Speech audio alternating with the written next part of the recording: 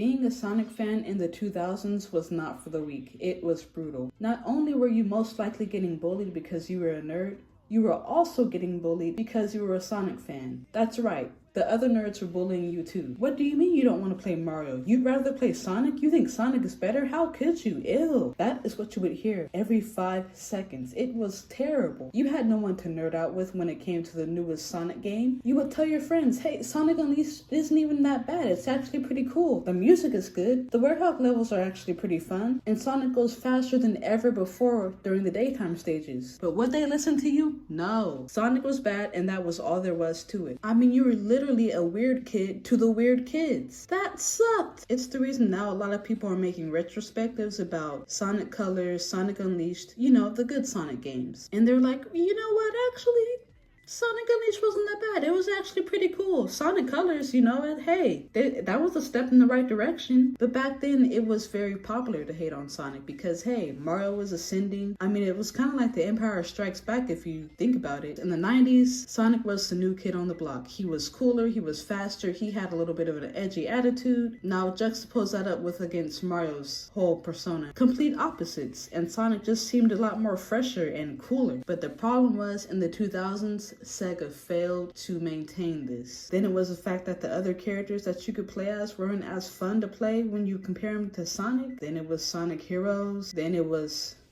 y'all know the game.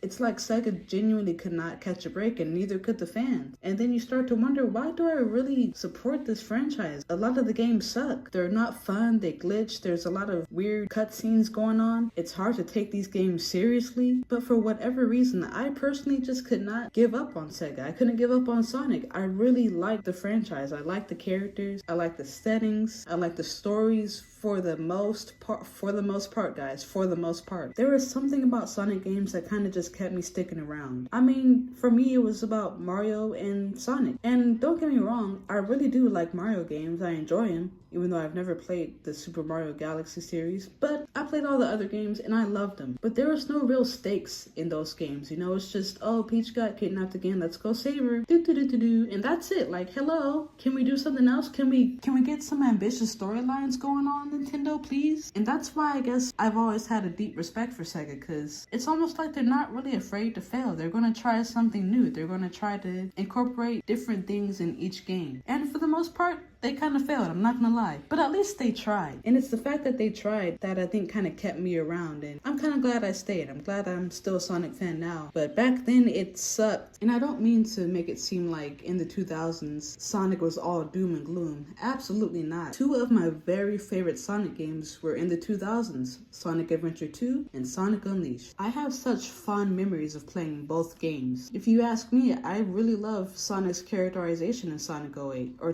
why do I keep saying Sonic 08? I love Sonic's characterization in Sonic Unleashed. He's cocky, but he's serious when he needs to be. And then in Sonic Adventure 2, it feels like such a big deal. All the characters get involved. You get introduced to more characters that you hadn't really seen before. The moon gets blown up. I mean, the stakes are real. But unfortunately, that is the game that made us start to question the other characters and their playability, if that makes sense. Look me straight in my eyes and tell me that you enjoyed playing Tales of Stages. Just look me dead in my eyes. You can't. Unfortunately, as much as I hate to admit it, sometimes those other characters did kind of make each game feel bloated. I'm not gonna say each game, but you know, a lot of them. And Sonic in the 2000s, in my opinion, genuinely has the best music in all the franchise. So I promise you guys, it's not all doom and gloom. It wasn't like this horrible experience that I wouldn't wish on anybody. No, it was just up and down, a bumpy roller coaster ride, if you can call it that. I have so many pleasant memories from being a Sonic fan and just playing those games, because a lot of those games actually inspired me to make my own comics and my own little stories, and it taught me how to write, you know, and just how to be a little bit more creative. And I'm so happy to see where Sonic is now as a franchise and to see it being reintroduced to a new generation. I'm glad that these kids will never have to go through what we went through. Gen Z, you know what I mean. That's kind of all I wanted to speak on in this video. Thank you guys for watching my videos. Thank you for subscribing. Thank you for your support. It genuinely